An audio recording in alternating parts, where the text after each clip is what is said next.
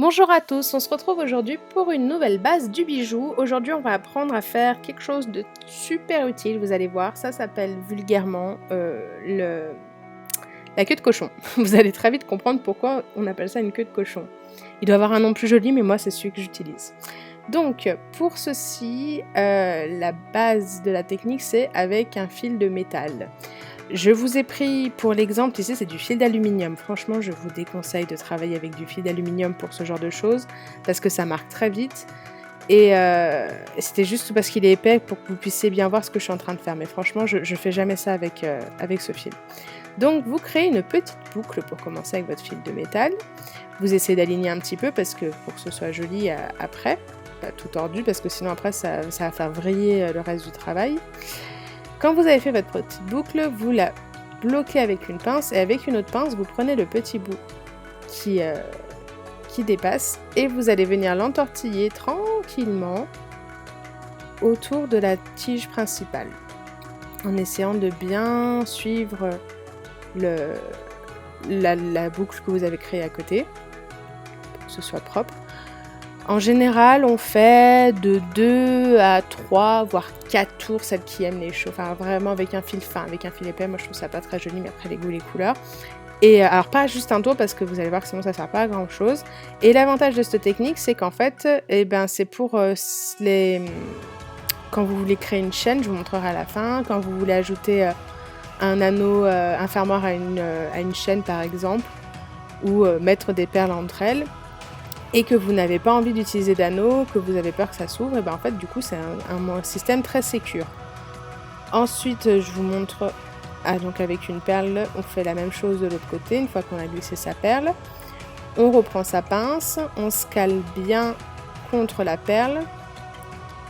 Ça vous définit à peu près le nombre de tours que vous allez avoir à faire. En fait, si vous mettez trop lent, vous allez devoir faire beaucoup plus de tours que vous avez fait la première fois, et c'est peut-être pas ce que vous avez envie. On va dire que l'épaisseur de la pince vous aide un petit peu pour calibrer le truc. Donc le deuxième côté un peu plus compliqué à aligner tout ça parce que vous avez la perle qui vous gêne, donc après peut-être commencer avec une plus petite perle. Là moi c'est pour que ce soit visuel en fait que je prends des gros éléments.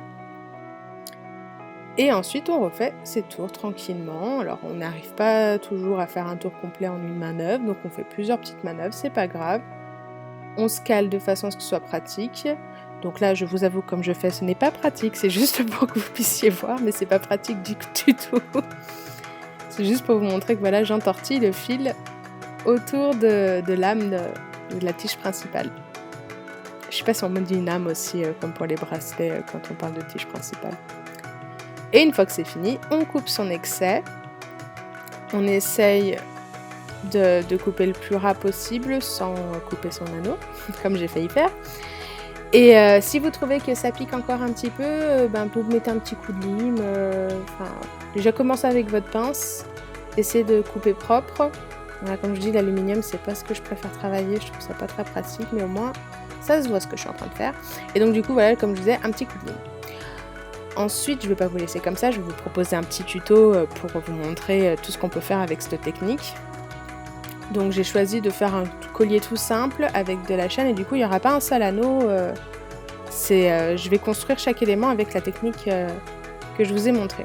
Donc là je vous ai mis la perle sur le fil pour vous montrer à peu près quand vous ne savez pas quelle longueur couper. Vous mettez votre perle et vous jugez à peu près 2-3 cm. Pour commencer c'est peut-être plus facile, 3 cm au moins vous êtes large. C'était un peu de gaspillage mais au moins vous ne vous retrouvez pas à court de fil de l'autre côté. Donc servez-vous de la perle que vous voulez utiliser pour savoir combien de centimètres utiliser. Et donc du coup je vous remontre aussi en action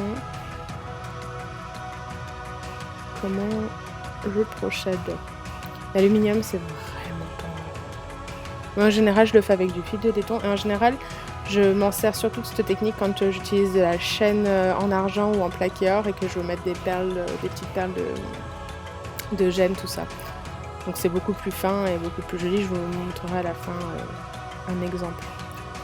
Donc comme on a dit, on crée sa première. Donc là, j'ai commencé comme ça parce que ça va être une de mes perles du milieu, je ne me rappelle plus quelle position elle a, mais elle n'est pas sur les extrémités. Je vous montrerai après comment on attache quand on veut commencer sa première perle avec la chaîne directement, parce qu'il ne faut pas oublier ce détail-là. En fait, ne commencez pas la perle de l'extrémité dans le vide parce que sinon vous allez vous retrouver coincé pour attacher sur la chaîne.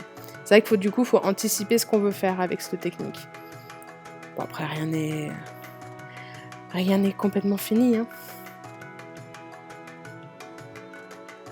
Donc c'est important d'avoir vos pinces vraiment à portée de main. Vous avez vraiment besoin des 3 pinces pour faire ça. Et ensuite je vais vous montrer comment tout simplement on accroche 2 perles entre elles. Donc on va refaire la même chose. On crée sa première boucle. À la différence que cette fois, avant de fermer la boucle, on insère la première perle qu'on a créée.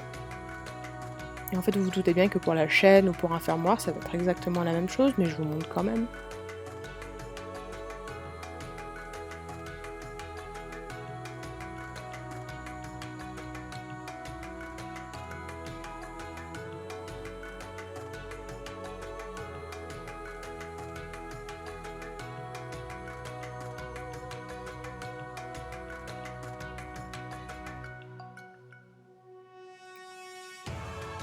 Et vous voyez, à la fin, quand on a pris le coup de main, à part pour le deuxième boule, la première bélière qu'on crée, en fait, on arrive à calculer correctement ses tours et à pas avoir trop à couper.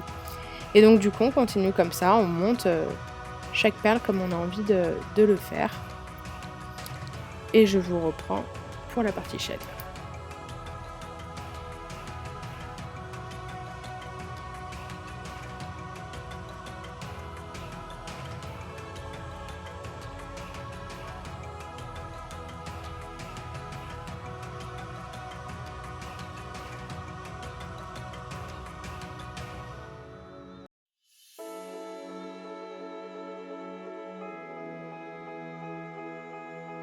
Donc là voilà, j'arrive à la perle, la dernière perle de ma section on va dire. Donc celle-ci je veux l'attacher à la chaîne. Et du coup c'est aussi pratique, donc là c'est un fil très épais donc ça n'a aucun sens ce que je vais dire, mais pour des fois il y a des chaînes qui sont beaucoup trop fines pour passer les anneaux qu'on a. Et du coup ça peut faciliter la vie aussi d'utiliser cette technique pour les chaînes très très fines. Donc du coup tout simplement au lieu d'enfiler une perle suivante, j'enfile ma chaîne avant de fermer ma boucle. Et je continue comme j'ai fait au début. Et du coup je vais continuer mon collier de l'autre côté.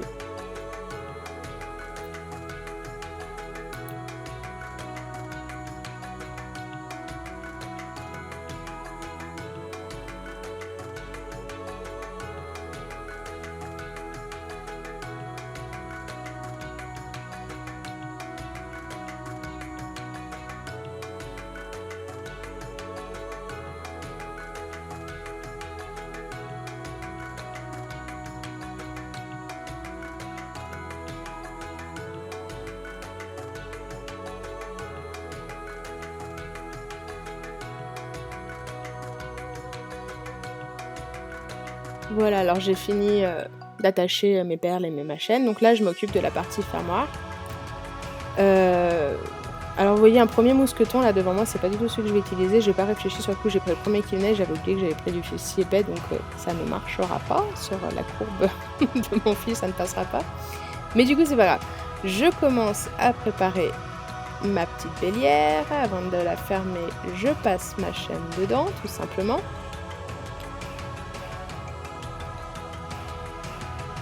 Et je vais faire le même système que jusqu'à présent.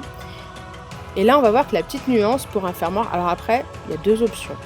Pour un fermoir, soit vous faites comme je vais faire tout simplement, soit vous continuez dans la logique d'enfiler des perles, il est tout à fait possible de mettre par exemple, j'aurais pu mettre une toute petite perle entre la première bélière que je suis en train de faire et la deuxième qui va me faire tenir mon fermoir.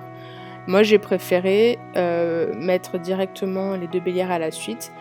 Donc là, le but du jeu, quand je commande pas ce que je suis en train de faire parce que c'est la même chose que depuis tout à l'heure. Je préfère prendre du temps sur la finition, on va dire.